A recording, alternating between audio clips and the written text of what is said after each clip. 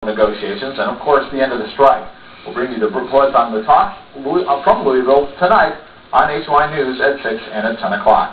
Meanwhile, Caterpillar continues to rake in the profits. For the first time in company history, Cat set a record in every single quarter of 1994. In the last 3 months of the year, the company rang up $123 million on the bottom line. Cat profits are up 28% from the fourth quarter of last year. For all of 1994, Cat showed a profit of $447 million. That makes for a total gain of 23% above the previous year. But Cat stock fell nearly 4 points on Wall Street to close at 54 3/4. The reason? Some analysts say that with such impressive fourth quarter sales numbers, the bottom line profit should have been higher. Even though the stock price dropped a bit, the company is thrilled with the numbers and is touting its high production levels. Cat says it can keep up the pace without the UAW and claims the strike is not affecting the bottom line. But the union charges Caterpillar is inflating its profit margin and claims Cat is putting out poor quality products. The company denies those accusations, saying there's no compromise in quality and record profits prove that. One of Cat's suppliers supports that argument. To make a profit, and Cat is producing, so it just spells out that they are going to profit well. And right now, the economy, manufacturing is strong. Some strikers we talked to claim the company's rosy picture is false. And even if they're selling products, the products come back 6 months from now to be repaired and reworked, they're not going to be A local labor expert says even though profits are high for Caterpillar, the union still has leverage at the bargaining table. He says the company needs to get its full workforce back into the plant. A 2-day strike by General Motors workers is starting to take its toll. GM is halting production of pickup trucks at an assembly plant in Pontiac, Michigan due to shortages caused by the strike.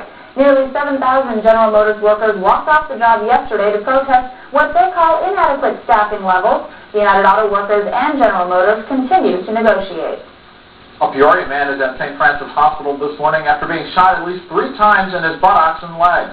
Detectives say the man was shot somewhere in the Warner homes and then fled to a home on Saratoga Avenue to call for help. Police are still investigating the shooting and do not have any suspects at this time. Illinois State University's president is defending his decision to keep quiet about $55,000 in bonus money. That's how much ISU's private fundraising board paid Dr. Thomas Wallace over the past 2 years. Wallace told the university's governing board yesterday that he kept word of the money confidential because it's not their business to know. Wallace says the board has no rules against such bonuses and that the foundation is not legally obligated to disclose the information. They're being passed around. Employees of the university, including the president, have no legal authority to disclose foundation business transactions and indeed have the moral and legal responsibility to respect and protect the confidentiality of the foundation's business. The controversy has created a lot of debate in the Twin Cities, but despite the pressure, Wallace says he has no plans to resign his post.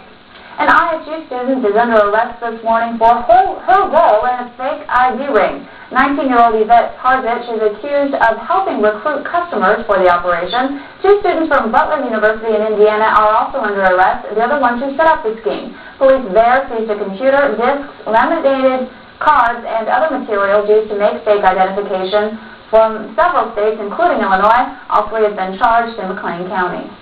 The man accused of setting the fire that destroyed the Club Peoria is now facing formal charges. 23-year-old Eli White was charged yesterday on 3 separate arson crimes. The blaze broke out in the early morning hours of December 13th. Fire officials say White was upset with someone at the Club Peoria the night he set the fire. While White remains behind bars at the Peoria County Jail, bond has been set at $100,000.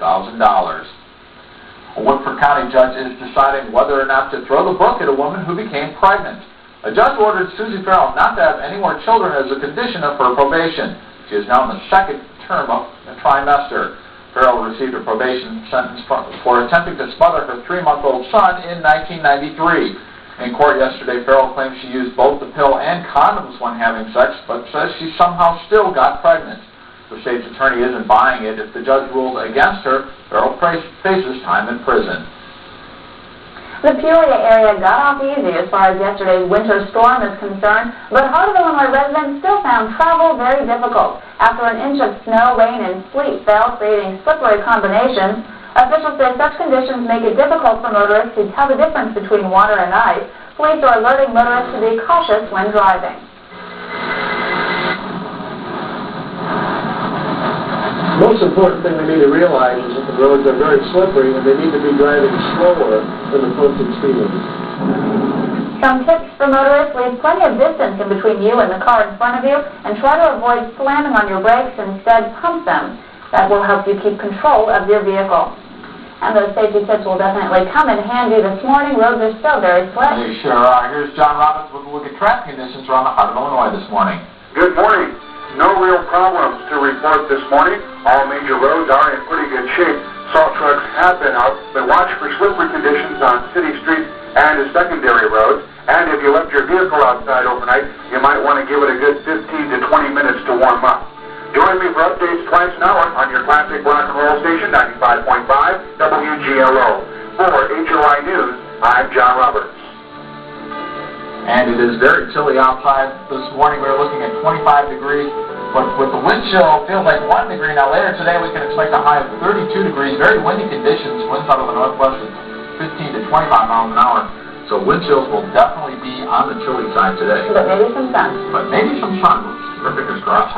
In sports, the Bradley Braves shot for a record last night. We'll tell you how they fared. But first, our Mitch is on the move this morning. He's done some pretty good things lately. Mitch, where are you this morning?